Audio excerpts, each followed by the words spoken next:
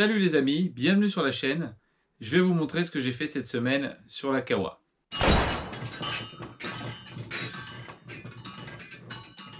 Alors ça n'a pas été une semaine facile. Il y a quelque chose que je pensais assez simple à faire dessus. C'était la partie arrière, ce qui était le garde-boue, etc.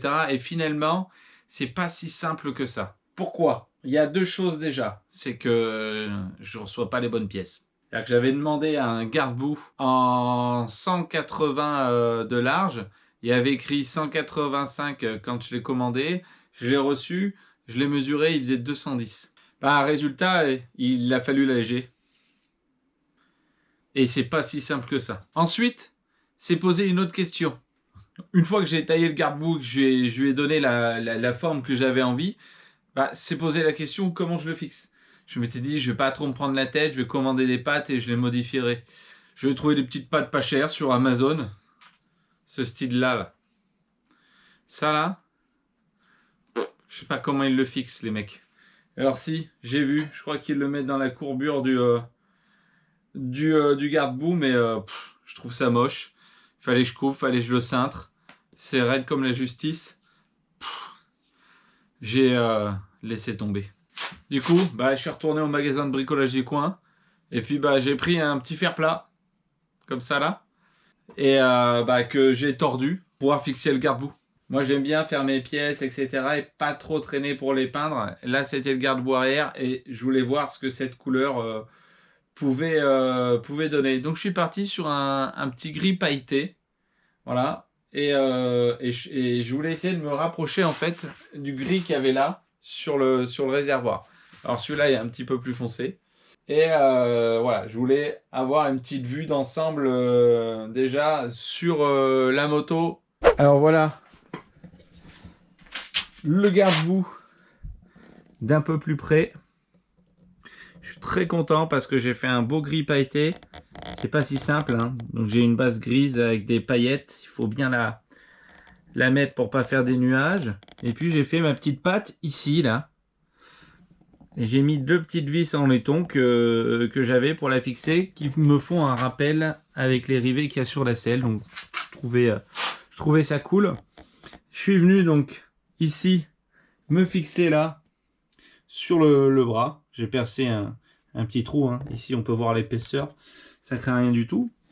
Donc ce côté là c'est le plus simple, hein, on le galbe. Et de ce côté là ici, vous voyez, il y a la courroie, donc la pâte. J'ai dû faire en fait un déport, voilà, tout simplement pour passer au dessus, hein. J'ai vu c'est ce qu'il faisait et je me suis revenu me fixer pareil ici. Et donc cette petite pâte là effectivement me tient tout le garde-boue et je vais avoir en fait caché là-bas dessous un petit cil en bloc. Vous voyez la particularité de ce cil en bloc, c'est que il est souple, ce qui permet en fait d'avoir mon garde-boue assez proche de la roue, et quand mon bras oscillant monte, l'épaisseur ici reste la même et ce petit cil en bloc assez souple se déforme. Quand je monte sur la moto, le garde-boue prend bien sa place et puis ça marche plutôt bien. Et puis qu'est-ce que j'ai fait d'autre cette semaine? Cette semaine, j'ai fini ma boucle arrière. Donc, je suis venu appliquer un mastic dessus jusqu'à avoir le résultat que j'avais envie d'avoir. Et puis après, ponçage, ponçage, ponçage, ponçage. Et franchement, quand on regarde bien les jonctions, hop, ça suit bien la ligne, c'est tout lisse ici, même l'ouverture du cadre qui a été rebouché. Je suis assez content de moi parce que ça reste assez propre. Alors j'ai eu un autre souci aussi, c'est le silencieux d'échappement. Ça va compromettre mes plans de contrôle technique. Il va falloir que je fasse un manchon, hein, et puis voilà. Voilà comment c'est fait. Alors tu vois, t'as cette petite plaque ici par-dessus. Tu te dis vas-y, tu dévisses. Ici mon pot il doit être séparé. Non, tout est soudé. Comment je vais faire? Ça, c'est vraiment un peu chiant, quoi. C'est vraiment génial, quoi. Ton pot, il est percé, il est mort. Tu l'as plié, paf, tu te tapes à changer le silencieux, puis jusqu'au collecteur. Et en fait, il doit être juste séparé ici, là. Pour celui de l'autre côté. Non, mais t'imagines, quoi? Ils auraient pas pu foutre un manchon ici, sérieusement? Bah, moi, je te le dis tout de suite, hein. Je vais pas trop m'embêter. Et tu vois, moi je veux me manchonner là. Et ben je vais venir le couper ici là. Dans un premier temps, je vais le couper là et je montrerai le pot que j'ai. Et j'essaierai d'isoler mon pot pour le passer au contrôle comme ça. Et bah si c'est pas le cas, je souderai un manchon sur celui-là et je remettrai l'origine juste pour le contrôle technique. On verra bien. Ah, le Père Noël est en avance. J'ai reçu quelques petites pièces et c'est cool. On va pouvoir avancer. Ah, yes. Un petit peu conique. Pas mal. Ça, c'est le reniflard, vu que j'ai vidé la boîte à air. Ça se situe au-dessus de la boîte de vitesse, en gros. Franchement, je suis assez content. Ça va lui donner un petit look sympa. Surtout quand on aura bien nettoyé le moteur. Après, qu'est-ce qu'on a là-dessus? Oula. Ok. Ça, c'est les... ouais, je voulais pas trop m'embêter. Ça va, ils sont pas trop gros. Ça, c'est les petits supports, en fait, pour les clignotants. Voilà, basique, que je vais mettre sur la fourche devant.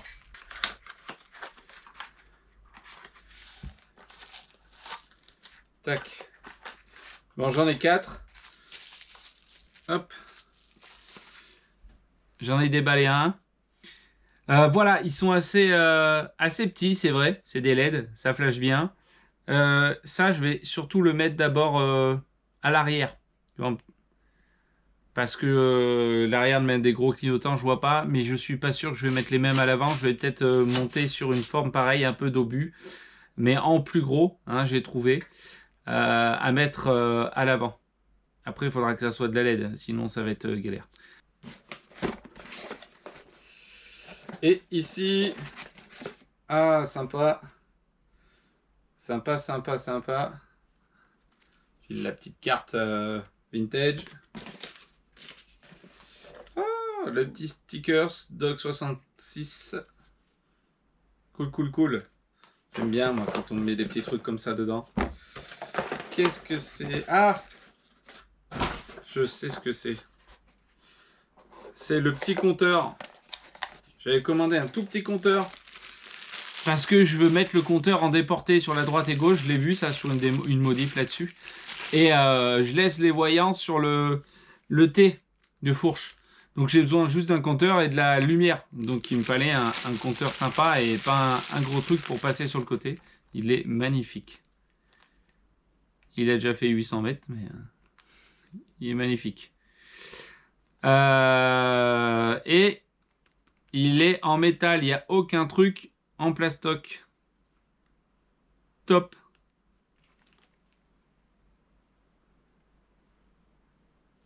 Ça va être vraiment top sur le côté, ça, de la moto. Tac. Hop. Le feu arrière avec le support de plaque intégré. Ouais. Tac. Bien, hein, pareil. Hein. C'est tout en métal. J'aime bien parce qu'ici, il n'est pas trop gros. L'épaisseur est correcte et on a le petit support de plaque ici. Hein. C'est quand même assez costaud. C'est dommage. J'aurais voulu que ça soit à peine peut-être plus léger pour mon carbo à l'arrière. On verra comment ça réagit. Je pense que ça ne changera pas grand-chose. Sinon, j'en suis assez content. Hein. Il est, le design est cool. Ils ont fait des petits trous là. Ça rajoute un petit style un peu sympa. Franchement, simple. Hein. Ça ira parfaitement bien. Et alors là, 52 mm, j'en ai deux. Ça, c'est les filtres les filtres. Top. Alors ceux-là, ils ont été pris chez Remotorcycle. Le support plaque, bah, c'est du Amazon. Hein. Je ne sais plus ce que c'est et d'où ça vient. Mais il y a des trucs de chez Amazon comme Donk 66. Franchement, c'est top. Qui viennent d'Allemagne. Et ça, c'est le site Remotorcycle. Mais bon, sincèrement, je suis sûr que tu trouves ça même sur Amazon ou ailleurs. Voilà, ça, c'est les petits filtres. Voilà. Et cette fois-ci, elle aura le droit à des filtres. Parce qu'elle avait une boîte à air sans rien dedans. Et maintenant, bah, on va s'attaquer à monter quelques pièces. Je pense qu'on va s'attaquer par le compteur. Et puis, s'en suivra le support de plaque et les clignots. Bon, pour installer ce petit compteur, le but, c'est que j'ai envie en fait de l'avoir ici, tu vois, à ce niveau-là. Là. J'ai vu une prépa avec et bon, j'adore ça. C'est sûrement pas pratique, mais cette moto, elle est pas vouée à être pratique. Alors moi, la fixation que j'avais vue, il l'avait fixée sur une vis du cache-culbut. Et ça, je trouve vraiment ça moyen. Parce qu'avec les vibrations, la chaleur que va transmettre le moteur, à mon avis, c'est pas une bonne idée. Surtout que j'ai démonté et qu'en fait, dessous là, la rondelle, eh ben, il y a un joint. Mais j'ai trouvé une autre soluce, elle se trouve sous le réservoir. Donc en fait, sur le cadre, sur le tube du cadre, ici, il y a déjà un trou qui est percé. Qui doit être sûrement pour placer plus ou moins la bobine en avant ou en arrière. Enfin, du coup, c'est déjà percé. Ce qui fait que là, bah, je vais fabriquer ma patte, mettre une petite tige, réutiliser cette patte de Garbou que j'avais achetée et qui me sert à rien. Et me fabriquer une patte qui va, hop, descendre ici dessous et venir soutenir mon compteur. Et bah, normalement, ça devrait le faire. Allez, c'est parti, je vous reprends après.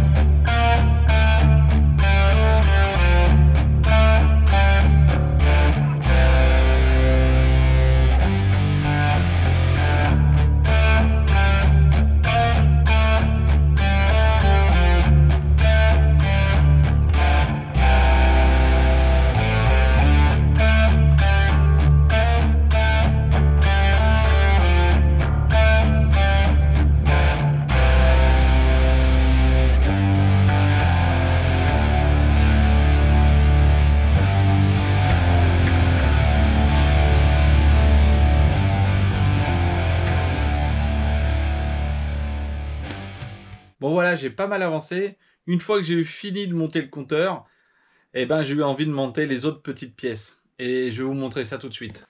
Mon petit compteur ici. Voilà. Avec une bonne patte qui vient se prendre dans le cadre. J'ai monté mes petits cornets. Ah, il y a toujours la petite protection. Franchement, ça rentre trop bien. Avec le petit reniflard au fond là-bas. Et puis, je me suis attaqué au clignotant. Ici. Alors, il marche pas parce que le relais, il arrive demain. Comme c'est des clignotants LED, il me faut un autre relais pour qu'il fonctionne comme il faut. Et à l'arrière, j'ai fixé mon feu. Et franchement, ça rend vraiment bien. Mais regardez, ça c'était pas prévu. Je devais le recevoir, il me mettait entre le 21 et le 30 décembre, voire 1er janvier. Et ce matin, on m'a livré mon guidon. Ah, du coup, on va le monter. Hein.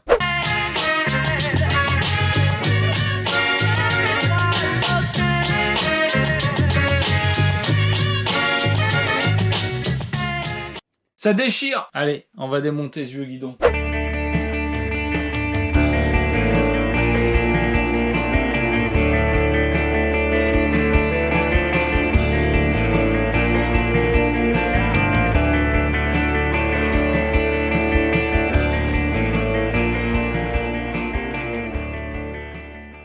Eh ben, je me suis grave fait chier pour pouvoir enlever ça. J'ai dû couper les embouts de guidon. Impossible à les faire, tout était grippé. Même les commodos, tout ça. Ouh, ça me gave. Voilà, le guidon est enlevé. On va pouvoir monter les pontées. Mais avant de monter les pontées, ça c'était prévu. Les trous ici sur la Kawa, c'est du 10. Ce ponté là, c'est du 12. Voilà, j'avais trouvé que ça qui m'allait bien. Donc ici, on va repercer. Voilà, c'est repercé. Il n'y a plus qu'à monter ces petits pontés. 2000 years later. Sacrée galère. J'ai dû modifier tout le guidon en fait. Alors déjà, le guidon pour moi était pas assez large. En plus d'être pas assez large et de pas me convenir, il était pas assez large non plus ici. Pour aller dans l'été, on était à la limite et ça me plaisait pas. Du coup, je me suis servi de l'ancien guidon que j'avais déjà coupé, plus d'un autre tube. Donc j'ai coupé le guidon au milieu, emmanché un tube sur la longueur, et ensuite remis l'épaisseur de l'ancien guidon ici. Donc deuxième tube, pour arriver bien à fleur là. Et puis maintenant, on va faire en sorte que ça soit plus propre. Tu veux savoir pourquoi je suis obligé de mettre un chantier comme ça? Parce que c'est clignotant pour les enlever. Il n'y a pas moyen que de baisser une fourche. Regarde ça. Hein? C'est génial ça. Tu pètes un clignotant, tu veux le changer. Là, t'en fais de la mécanique tout seul. Hein. On va pas te le voler celui-là. Hein. Voilà. T'es obligé de démonter. Et de faire descendre la fourche pour le sortir par le haut. Alors oui, on a bien avancé sur la moto, puisque le garde-boue est en place et il est peint, le feu arrière support de plaque est en place et il fonctionne. Les clignotants arrière sont là, il me manque toujours le petit relais. On a monté tout ce que j'ai reçu, les filtres, le reniflard et les pontées et le guidon. Il y a eu quand même une belle modif sur le guidon et les pontées, il a fallu repercer.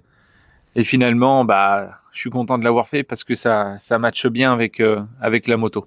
Alors voilà la finalité sur le guidon. Donc je rappelle, je l'ai élargi ici parce qu'il n'était pas assez large pour être dans l'été. Et puis je voulais qu'il soit aussi un peu plus large sur la moto. Et vous voyez, ça s'intègre parfaitement bien et on voit absolument pas que le guidon a été modifié. Bon voilà, cette vidéo se termine là. Deuxième chose aussi que je voulais vous demander, et finalement, je viens de tout assembler, je viens d'assembler comme ça, grosso modo. Mais mon garde-boue est gris, et à l'extérieur, en fait, c'est quasiment le même gris que j'ai sur les flancs du réservoir. Et je vais mettre le gris sur le pare-choc, sur le garde-boue de devant. Et en fait, le réservoir rouge avec ce gris sur le flanc, je trouve qu'il rend bien avec la moto. Et je suis en train de me demander si tout était gris. Je sais pas si c'est ça qui serait le mieux. Donc, vous pouvez me dire en commentaire si je laisse le réservoir d'origine comme ça ou si je lui fais une couleur. Parce que je serais pas capable moi-même de refaire, je pense, le flanc ou un graphisme. Mais si je fais un graphisme, ça sera sûrement un autocollant que je vais noyer dans le vernis. Un peu comme j'avais fait avec la Transalp.